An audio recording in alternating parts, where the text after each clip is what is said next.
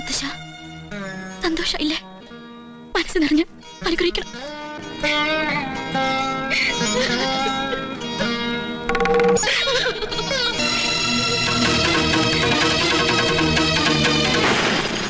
ഈ രണ്ട് കുട്ടികളുടെ മനസ്സ് വേദനിപ്പിച്ചിട്ടുള്ള ഒരു അന്തസ്സും ആഭിജാത്യവും അഭിമാനവും എനിക്ക് വേണ്ട. എന്റെ മോൾ കൈവിട്ടു പോയതിന്റെ വേദന 10-25 കൊല്ലം ഉള്ളിലൊതുക്കിക്കൊണ്ട് നടന്നവനാ ഞാൻ. എനിക്കിനി ഒന്നും താങ്ങാനാവില്ല. നിങ്ങളെ ആരും തടയില്ല. പക്ഷെ ഒരപേക്ഷയുണ്ട്. ഈ കൊട്ടാരത്തിൽ വേറെ സന്തതികളില്ല. നിനക്ക് ഇവളോടൊത്ത് ഇവിടെ കഴിഞ്ഞൂടെ? യുവരാജാവായിട്ട് വേണ്ട, സുൽത്താനായിട്ട് മതി.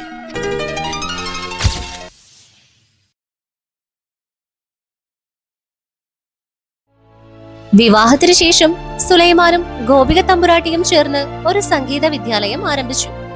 മതവും ജാതിയും നോക്കാതെ നിരവധി കുട്ടികൾ അവിടെ സംഗീതം അഭ്യസിച്ചു. ഉദയപുരം കൊട്ടാരത്തിലെ കർക്കശമായ ആചാരങ്ങളും ജാതിമത ചിന്തകളുടെ വേലിക്കെട്ടുകളും ഇതോടെ ഇല്ലാതായി. ഇതിനിടെ അവിട്ടം തിരുനാൾ നാരായണവർമ്മ എന്നേക്കുമായി വിടവാങ്ങി. ബീരാൻകുട്ടിയും കരീമും കാസിമും സുലൈമാന്റെ എന്താവശ്യത്തിനും വിളിച്ചാൽ വെളിപ്പുറത്തുണ്ട്. നാളുകൾ കടന്നുപോയി. അബ്ദുൾ റഹ്മാൻ മരണമടഞ്ഞു. ഉണ്ണികൃഷ്ണനും ശ്രീലക്ഷ്മിയും വിവാഹിതരായി. ഇതിനിടെ സുലൈമാനും ഗോപികയ്ക്കും ഒരു മകൻ ജനിച്ചു. അവനവർ സുൽത്താൻ വർമ്മ എന്ന പേരു നൽകി. അബ്ദുൾ റഹ്മാന്റെ വിയോഗത്തിന്റെ വേദനയ്ക്കുള്ള ആശ്വാസം എന്നോണം മാളവിക തമ്പുരാട്ടി തന്റെ പേരക്കുട്ടിയെ താലോലിച്ചു. പഴയ ശത്രുതകളെല്ലാം കാലം മായ്ച്ചു കളഞ്ഞു. കോളേജിൽ സുലൈമാന്റെ എതിരാളിയായിരുന്ന ഉണ്ണികൃഷ്ണൻ സുലൈമാന്റെ ഏറ്റവും അടുത്ത സുഹൃത്തും അവൻ നടത്തുന്ന സംഗീത അക്കാദമിയിലെ പ്രധാന അധ്യാപകനും തിരക്കുള്ള ഒരു ഗായകനുമായി മാറി. കോളേജ് കാലത്തെ തെറ്റിദ്ധാരണകൾ മാറി അവർ സംഗീതത്തിലൂടെ ഒന്നായി. ഉണ്ണികൃഷ്ണൻ ശ്രീലക്ഷ്മി വിവാഹത്തോടെ ഉദയപുരം കൊട്ടാരവും ഉണ്ണികൃഷ്ണന്റെ കുടുംബവും തമ്മിലുള്ള ബന്ധം കൂടുതൽ ദൃഢമായി. അവർക്കൊരു മകൾ ജനിച്ചു, അഭിരാമി. അഭിരാമിയും സുലൈമാന്റെ മകൻ സുൽത്താനും ബാല്യത്തിൽ തന്നെ സുഹൃത്തുക്കളായി. അങ്ങനെ ഉദയപുരം കൊട്ടാരം സുലൈമാനെ അവിടുത്തെ സുൽത്താനായി അംഗീകരിച്ചിട്ട് വർഷങ്ങൾ പിന്നിട്ടിരിക്കുന്നു.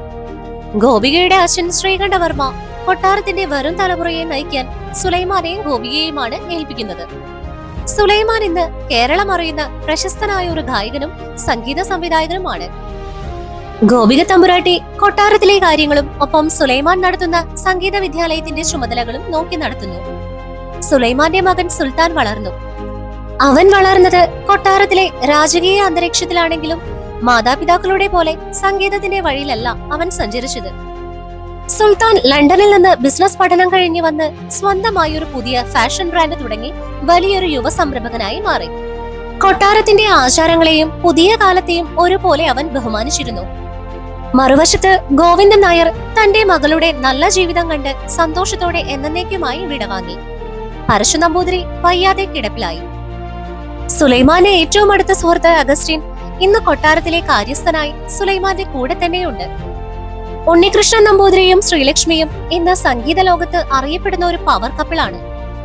ഉണ്ണികൃഷ്ണൻ പാടുമ്പോൾ ശ്രീലക്ഷ്മി പശ്ചാത്തലത്തിൽ വീണ വായിക്കുന്ന കച്ചേരികൾ പ്രശസ്തമാണ്. കൊട്ടാരത്തിലെ എല്ലാ പ്രധാനപ്പെട്ട കാര്യങ്ങൾക്കും ഗോപിക തമ്പുരാട്ടിക്കൊപ്പം ശ്രീലക്ഷ്മിയും മുൻപന്തിയിലുണ്ട്. ഉണ്ണികൃഷ്ണൻ നമ്പൂതിരിയുടെ മകൾ അഭിരാമി സ്വന്തം നിലപാടുകളുള്ള തന്റേടിയായ ഒരു പെൺകുട്ടിയായി വളർന്നു. അച്ഛന്റെയും അമ്മയുടെയും സംഗീത പാരമ്പര്യം പൂർണ്ണമായും കിട്ടിയത് അവൾക്കാണ്. കർണാടക സംഗീതത്തിലും വെസ്റ്റേൺ മ്യൂസിക്കിലും ഒരുപോലെ കഴിവ് തെളിയിച്ച അവൾ ഇന്ന് സ്റ്റേജ് ഷോകളിൽ തിളങ്ങി നിൽക്കുന്ന ഒരു ഗായികയാണ്. അങ്ങനെയിരിക്കെ സുൽത്താൻ തന്റെ പുതിയ ഫാഷൻ ബ്രാൻഡിന്റെ ലോഞ്ചിനു വേണ്ടി ഒരു മ്യൂസിക് വീഡിയോ ചെയ്യാൻ തീരുമാനിക്കുന്നു. അതിന്റെ ചുമതല അവൻ അഭിരാമിയെ ഏൽപ്പിക്കുന്നു. രണ്ടുപേരും വളരെ കൂട്ടാണെങ്കിലും ജോലിയിലേക്ക് വരുമ്പോൾ കടുത്ത പ്രൊഫഷണലുകളാണ്. സുൽത്താന്റെ ബിസിനസ് ചിന്തകളും അഭിരാമിയുടെ കലാപരമായ നിലപാടുകളും തമ്മിൽ ചെറിയ ഈഗോ ക്ലാഷുകൾ ഉണ്ടാകാറുണ്ട്. ഈ തർക്കങ്ങൾക്കിടയിലാണ് അവർ പരസ്പരം കൂടുതൽ മനസ്സിലാക്കുന്നത്. സുൽത്താന്റെ ബിസിനസ് ബുദ്ധിക്ക് പിന്നിലെ നല്ല മനസ്സും അഭിരാമിയുടെ സംഗീതത്തിലെ ആത്മാർത്ഥതയും അവരെ തമ്മിൽ അടുപ്പിക്കുന്നു. സുൽത്താൻ അറിയാതെ തന്നെ അഭിരാമിയുമായി പ്രണയത്തിലാവുന്നു. അഭിരാമി തന്റെ അച്ഛനായ ഉണ്ണികൃഷ്ണൻ നമ്പൂതിരിയോടാണ് ഈ കാര്യം ആദ്യം തുറന്നു പറയുന്നത്.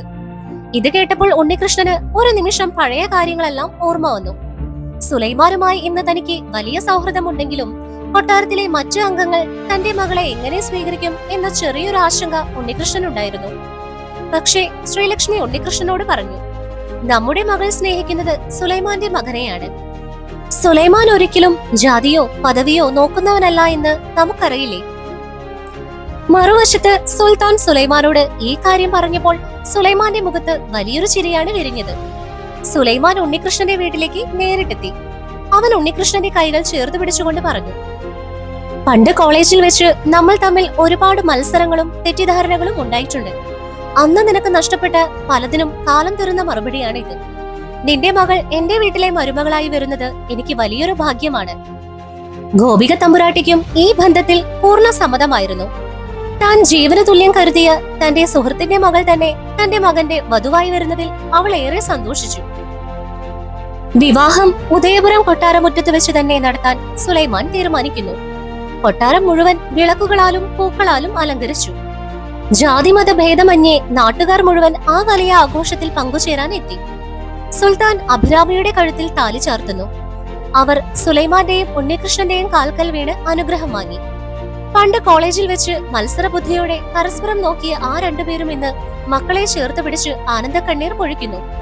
ജാതിയോ മതമോ കൊട്ടാര മതിൽക്കെട്ടുകളോ അല്ല, മനുഷ്യർ തമ്മിലുള്ള സ്നേഹത്തിനും സൗഹൃദത്തിനും മനുഷ്യത്വത്തിനും മാത്രമാണ് ജീവിതത്തിൽ യഥാർത്ഥ സമാധാനം നൽകാൻ കഴിയുക എന്നവർ അവരുടെ ജീവിതത്തിലൂടെ തെളിയിച്ചു.